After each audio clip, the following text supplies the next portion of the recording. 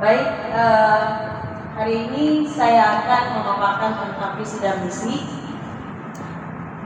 Ada yang mau bertanya, visi dan misi apa bedanya? Visi dan misi kita yang kemarin itu mungkin saja sudah bagus ya. Lalu apa bedanya dengan visi dan misi kita sekarang? Di sini pada tahun 2022 saya dan para wakasek dan salah satu tim bos kami dikumpulkan oleh Pak Kacaptis untuk mendapatkan penjelasan tentang sebenarnya visi dan misi itu tidak dibuat asal nyangkok saja begitu. Kalimat itu yang mana-mana bagus itu tidak seperti itu sih sebenarnya. Landasan dari mengapa kita menggunakan ada visi-visi kita sepertinya yang tujuannya ada seperti sini. Ini ada kata-kata di sini. Yang pertama, terlaksananya kegiatan ibadah itu visi misi kita. Kenapa timbul visi dan misi? Karena pertama tujuannya mengapa harus ada visi dan misi? Tujuannya seperti ini.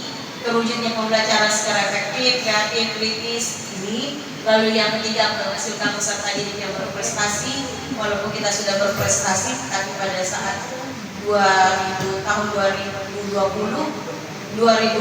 di situ SMA 2 tidak dipungkiri prestasinya itu menurun. Setiap warga sekolah mengembangkan dan menjunjung tinggi sikap disiplin, toleransi, saling menghargai dan mewujudkan warga sekolah yang berakhlak mulia, lanjut mengoptimalkan potensi sekolah untuk menciptakan sekolah bersih dan hijau.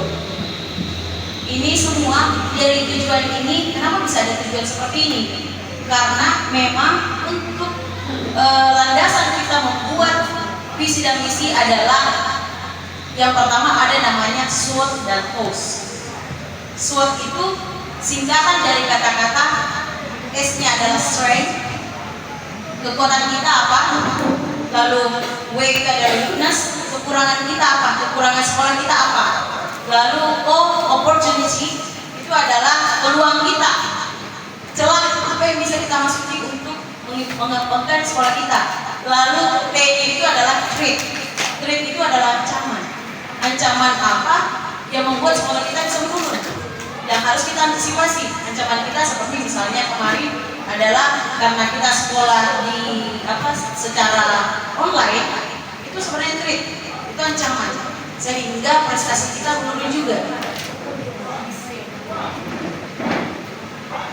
Sasarannya adalah mengembangkan kurikulum investigasi sehingga dapat menghasilkan tujuan UPT 92 Parepare. Yang kedua, pelaksana pembelajaran yang berkualitas dengan metode aktif, kreatif dan menyenangkan. Penguatan pembelajaran yang berpusat pada siswa dengan prinsip diferensiasi berbasis IDIS.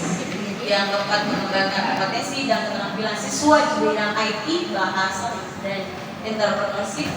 Itu kayaknya yang tahu yang terakhir itu, kata-kata yang terakhir itu biasanya guru yang mengajar sudah berbelum merdeka.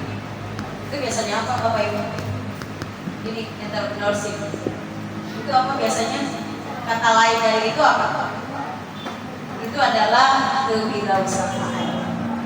Lanjut, penguatan manajemen sekolah yang efektif, efisien, partisipasi, transparan, dan akuntabel. Next. Baik, ini mindmapnya yang kita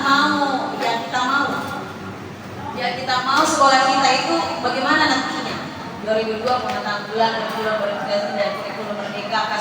Kita mau bahwa 2002 itu kita sudah saya sebagai kepala sekolah, Pak Sudirman sebagai sarana, Pak Haji Ansa sebagai kurikulum, Pak Taryana sebagai kesiswaan, karena memang ada 3 saja wakasek kemarin yang di ini. Kalau humas belum ada di situ, kami tidak di humas di situ tidak dipanggil, tapi bendara bos karena yang mencampur itu harus ada perwakilan dari tim bos.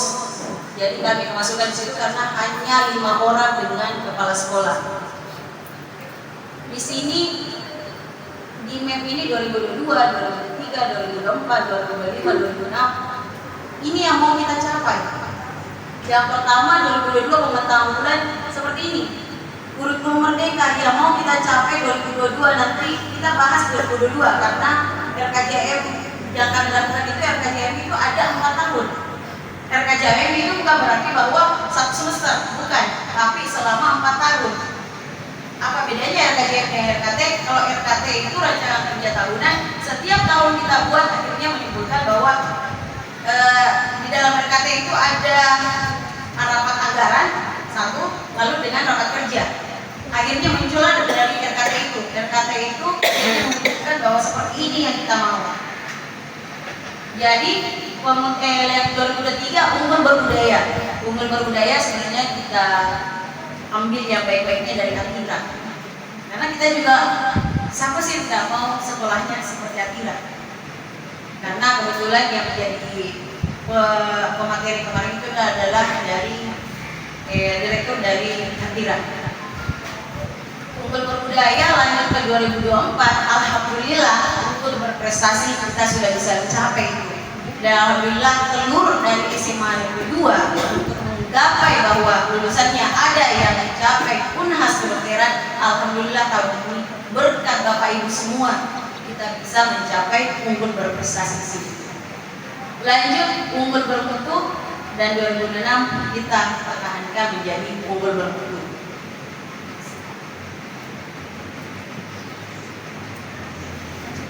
SWOT analisis. SWOT analisis itu apa sih? SWOT analisis tadi saya sudah bilang strength dengan weakness. Strength-nya adalah kekuatan, apa yang menjadi kekuatan kita. Kekuatan kita apa sebenarnya?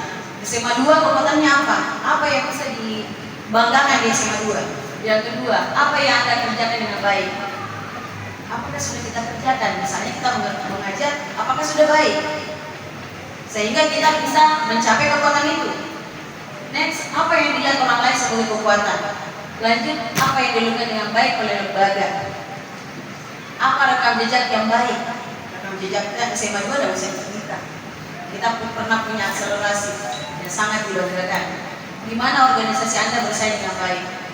Kelemahan yang kita tanya, kelemahan itu apa sih sebenarnya? Apa yang dapat dikembangkan? Kelemahan yang akan menjadi kelebihan kita. Lanjut, apa yang berlangsung kurang optimal dibandingkan dengan keinginan? Keinginan kita untuk SMA 2 terkenal mengalahkan popularitas dari SMA Negeri 1. Tapi kerja kita untuk itu apakah sudah optimal? Itulah kekurangan kita. Lanjut, kompetisi apa yang berlangsung dengan baik? Apa yang dapat kita perbaiki? Apa yang telah dilakukan secara tidak baik? Dan hal apa yang harus dihindari?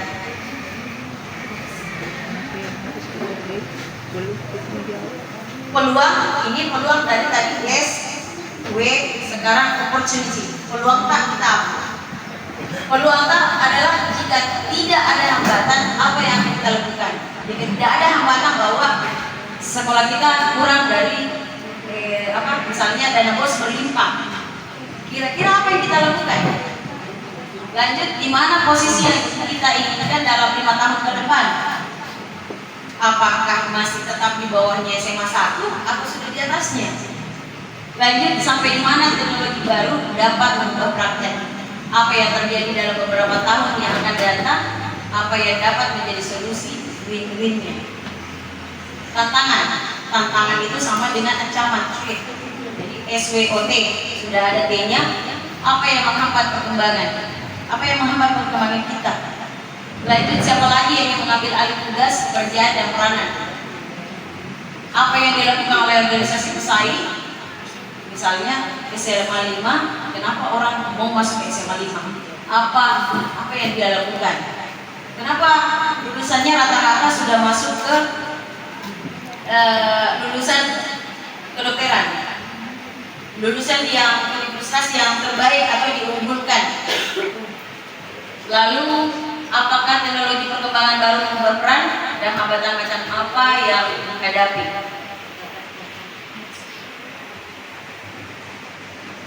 Standar isi di dalam pembuatan RKJM sebenarnya.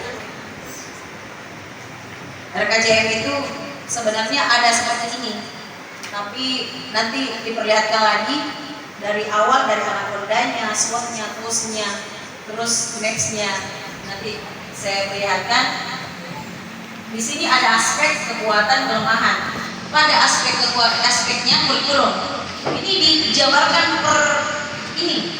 Sarana apa, kurikulum apa, seperti ini. Aspeknya, misalnya kita kurikulum, kita bahas dari standarisasi dalam kurikulum. Kekuatan dari kurikulum kita adalah kita masih, kami kerjakan ini pada tahun 2002. Kita belum mengadakan namanya kurikulum merdeka. Disitulah campukan kepada kita pada saat itu. Sebenarnya nanti 2024 harus sekolah semua harus menggunakan kurikulum merdeka. Tapi kita di sini kita melihat, kenapa bukan kita? Kemarin kenapa kita bukan kita kurikulum merdeka? Kenapa? Ada apa? Karena mungkin kita masih berada dalam zona nyaman. Sekarang kita bongkar zona nyaman kita untuk mengambil peluang itu bahwa kita harus kurikulum merdeka. Lanjut, jadi mungkin kalian bisa baca di sini ada KTSP. Kenapa bisa KTSP, Bu? Karena memang belum mengadakan kurikulum merdeka pada saat itu. Kelemahannya sekolah sudah melaksanakan KTSP, sekolah belum melaksanakan kurikulum merdeka. Itu kelemahan kita itu. Next, sekolah sudah memiliki dokumen KTSP, penjelasan penyusunan KTSP terkadang tidak sesuai jadwal. Betul ya? Di aku masih banyak kalau kumpul PPP-nya. Sudah ada perangkat pembelajaran yang sesuai dengan prosedur, perangkat pembelajaran belum diimplementasikan secara optimal. Betul sekali. Saya tidak minta 1 tahun dari PPP Bapak Ibu untuk saya tanda tangani, 1 semester saja. Lanjut, ada tim pengembang kurikulum. Tim pengembang kurikulum belum menyusun kurikulum merdeka. Dan selalu dititikberatkan pada kurikulum, selalu kepada kurikulum. Lalu menjuarai KSN tingkat kabupaten kota 4 mapel. Masih ada 5 mapel yang belum lolos pada lomba KSN tingkat kota. Kalau pertanyaan masalah kurikulum, Pak Jansa jagonya. Sebelum Pak Jansa pergi ke Taeneong. Peluangnya apa sih peluang kita? Karena dari kelemahan kita ini, apa sih peluang kita? Apa opportunitiesnya? Adanya pelatihan dilaksanakan oleh Dinas tentang kurikulum merdeka. Walaupun karena kita belajarnya mandiri, mau tidak mau kita mandiri. Lanjut, workshop yang dilaksanakan oleh Dinas Pendidikan atau tutorial di internet. Ini lebih banyak kayaknya di internet kita baca. Kita lebih disuruh lebih literasi. Terus tersedia platform merdeka mengajar dari Kemdikbudristek atau workshop penyusunan perangkat pembelajaran. Lanjut, adanya kemitraan dan bimbingan KSN, O2SN, FL2SN. Ini sudah dilaksanakan dari kurikulum. Kita ada bimbingan, bahkan kita mengadakan ada namanya program pos. Saya tidak tahu apa masih lanjut itu. Masih lanjut ya keluarga? Masih lanjut. Lalu tak program pos tak? Lanjut, strategi SO. Di sini strategi SO-nya ini mengembangkan kurikulum merdeka belajar berdasarkan hasil pelatihan apapun. Di sini kalau tidak ada dari Dinas, kita belajar yang selalu dilakukan seperti saya kalau tidur dengar nanti lagi itu kita ingat kembali. Lalu yang kedua, pengembangan penyusunan dokumen KTSP yang lebih ideal.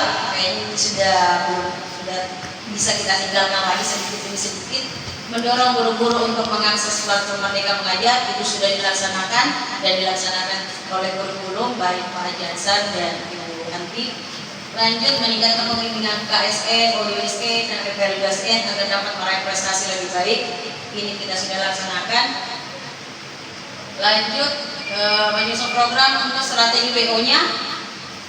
Menyusun program persiapan pelaksanaan IKM di sekolah setelah mengikuti pelatihan, melaksanakan IHT, dan menyusun dokumen KTSP. Ini mungkin sudah bisa diedit kembali supaya dapat selesai tepat waktu. Memotivasi guru untuk membutuhkan pengimplementasian perangkat pembelajaran dalam proses pembelajaran, mengadakan pembimbingan lebih intensif agar bisa menjuarai cabang lomba yang belum tercapai. Lalu kita lanjut ke tantangan atau ancaman. Tantangan atau ancaman di sini Kemendikbud tidak memberikan pelatihan khusus pada sekolah yang akan mengoperasikan kurikulum merdeka. Inilah kita rasakan sekarang secara mandiri. Jadi kita yang kerja. Kemendikbud tidak memberikan pelatihan pada guru dalam menyusun perangkat pembelajaran. Betul sekali.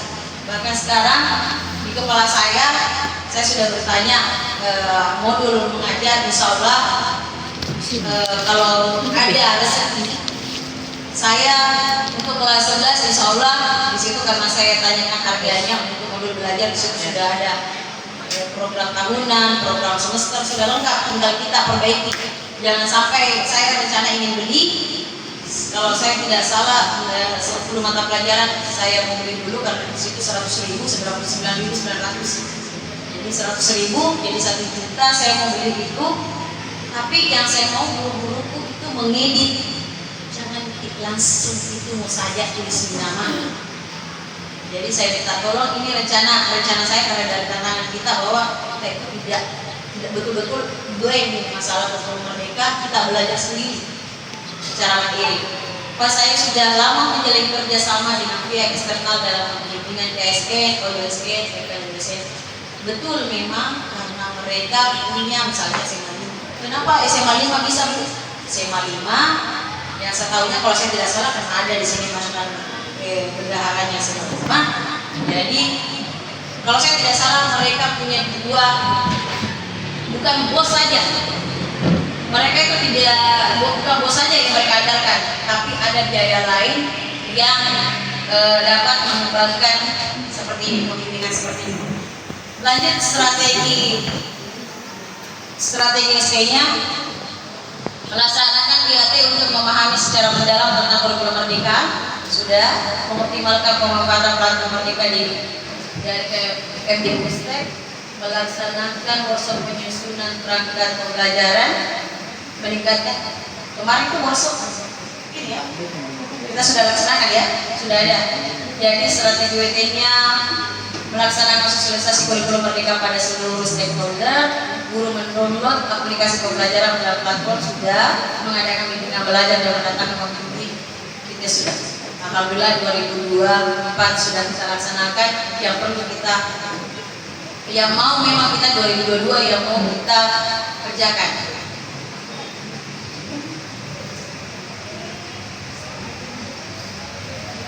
Strategi TOS setelah menganalisis faktor internal dan eksternal seperti pada tabel di atas, langkah selanjutnya melakukan strategi TOS. TOS matriks memiliki 4 strategi yang biasa digunakan dari organisasi untuk bersaing dan menghadapi ancaman yang akan datang. TOS ini dari kata terbaliknya dari SWOT.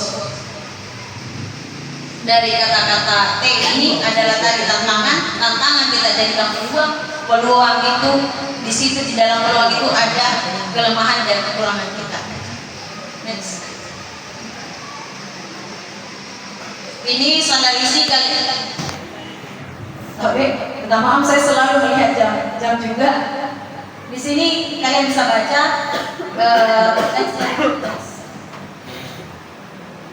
Next. Di sini kalian bisa baca nanti dikirimkan seperti ini strateginya yang kami buat.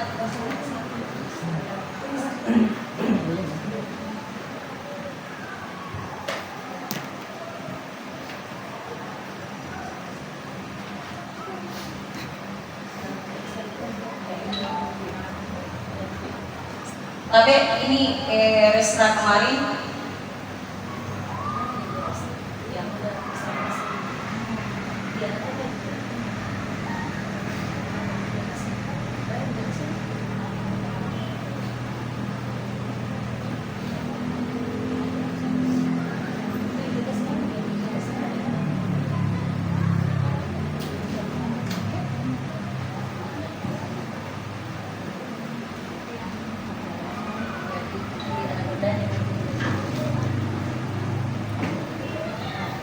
ini anaconda sih sebenarnya bukan ular, tapi di sini adalah peta, istilahnya peta konsep yang apa yang kita laksanakan. Ada aspek dari aspek, tapi sebelum di aspek yang pertama adalah standar visi.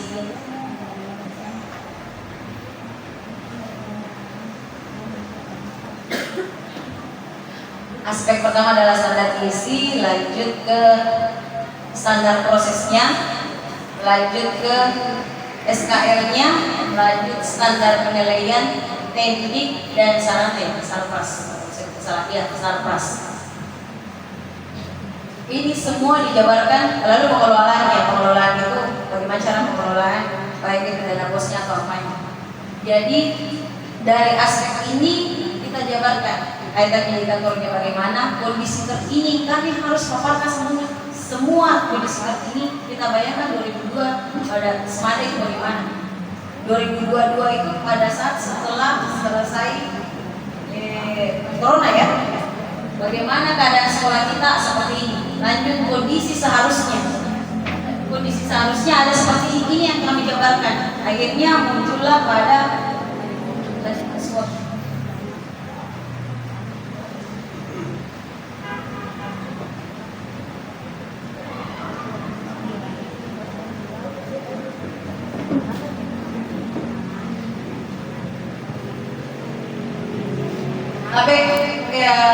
mungkin nanti dibagikan gini, semua memang juga harus tahu ini apa yang kami sudah jabarkan.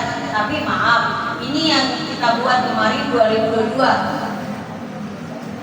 Next kami akan edit lagi, kami harus berkumpul lagi. Sebenarnya bukan menunggu Pak Haji pergi, tapi memang saya rancangkan untuk editan atau memperbaharui kembali ini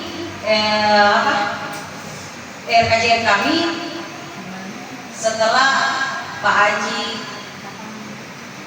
ini ada yang lain penggantinya begitu, supaya dia lebih tahu lagi, jangan sampai yang penggantinya Pak Haji tidak tahu sama sekali. Jadi harus sama-sama sih untuk sampai 5 kepala harus memperbaharui ini, karena semuanya punya andil dalam dari tadi anaconda tadi. Akhirnya muncullah visi dan misi kita. Visi dan misi ini pada saat kita buat diedit juga ada perbaharui juga pada saat kami melakukan pelatihan. Misalnya ini restresi Mendagri 2 yang visi kita mewujudkan generasi beriman. Makanya TABE P3 kemarin saya bilang kalau tidak dijamta minta tolong betul-betul, karena memang yang pertama visi kita adalah beriman. Jadi perlu betul kita lihat program-program keagamaan di sekolah. Bahkan kalau perlu ada tips supaya anak-anak mau masuk ke masjid sholat. Lanjut cerdas nih, kami disuruh cerdas, berprestasi. Setelah cerdas, insya Allah berprestasi. Lanjut berakhlak mulia. Percuma berprestasi kalau kita tidak punya akhlak mulia. Dan lanjut yang paling umum, yang paling kita butuhkan adalah peduli lingkungan. Peduli lingkungan di sini banyak. Peduli lingkungan di sini baik itu penghijauannya sekolah dan pemeliharaan sekolah dari sampah organik dengan anorganik. Lanjut misinya yang pertama bisa dibaca ada 5. Lanjut tujuannya ada 5 juga. Lanjut tosnya standar isi di sini ada yang tadi sudah dipaparkan di PowerPoint yang tadi. Ini semua penjabarannya kenapa bisa seperti ini, dari anaconda, SWOT, lalu lanjut lagi TOS, baru map, BSC. Di sini mapnya seperti ini. Selanjutnya itu summary. Lanjut ke programnya apa, program Pak. Di sini sudah ada program apa yang mau kita laksanakan, menyusun rencana strategi sukses SNMPTN dan UBTK bagi peserta didik 70%. Ini ada segala macam. Kami kegiatan apa, kita mengembangkan program peningkatan kualitas kelulusan. Ini yang mau kita laksanakan. Lanjut waktu pelaksanaan kayaknya kita sudah mau, memang 2024 ini sudah kayaknya mau dibagi lagi. Target dan programnya kita bisa lihat ada laman SMP, strategi indikator program selain dan KPU. Lanjut, strategi MIP-nya ada seperti ini. Ada dari rancangan kita, dari peningkatan mutu dan fondasi penelulusan, akhirnya rancangan itu apa sebenarnya, rancangannya apa yang akan kita kerjakan, akhirnya mencapai tujuan kita.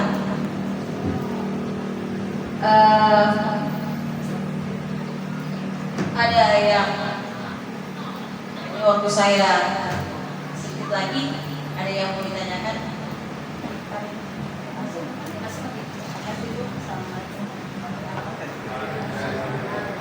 Saya hanya ingin menanggapi apa yang disampaikan tadi tentang modul ajar. Kemarin kami sudah diajar dengan teknik sedemikian rupa sehingga insya Allah kami bisa dan kami mampu ya. Jadi tadi mengatakan itu mau beli dengan harga 100. Bagaimana kalau itu diserahkan ke teman-teman saja, jangan beli di luar begitu. Tapi saya sudah bicara, ini kan cuma sebenarnya seperti kita mengajar banyak buku tidak pakai ya, referensi tak. Saya beli dari situ, saya kasih key, makanya saya bilang kita ini yang kita dapat dari yang kemarin dengan yang ada kita lihat, oh seperti ini kita cocokkan yang banyak di sekolah tak.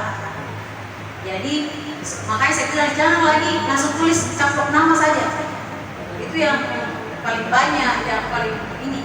Jadi cuma nanti koordinator mata pelajaran yang saya kasih. Salah juga kalau saya tidak beli. Ini baru rancangan saya. Insyaallah kalau ada memang dana, saya beli gitu.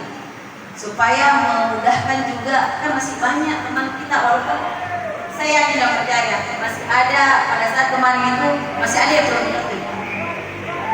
Masih ada yang perlu pemahaman lebih lanjut.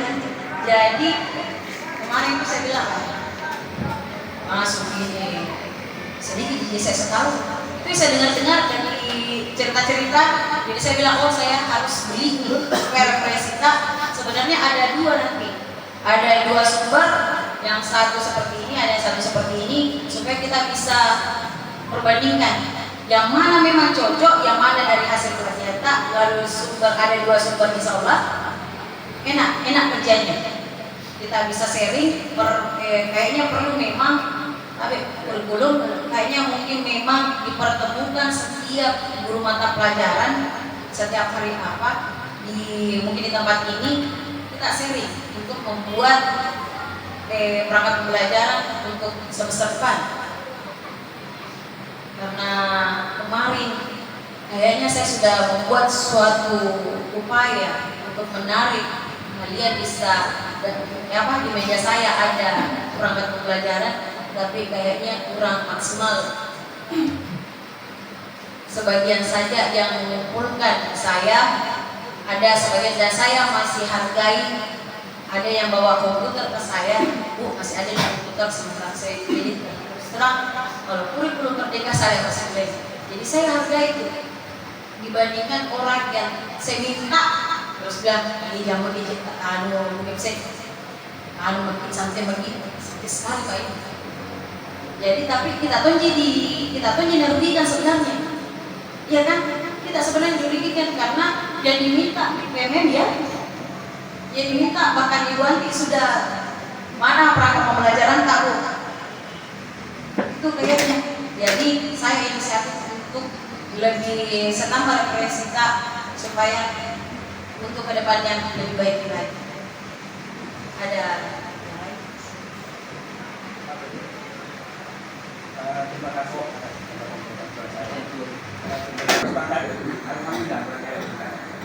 Ini terima kasih barangkali yang saya katakan.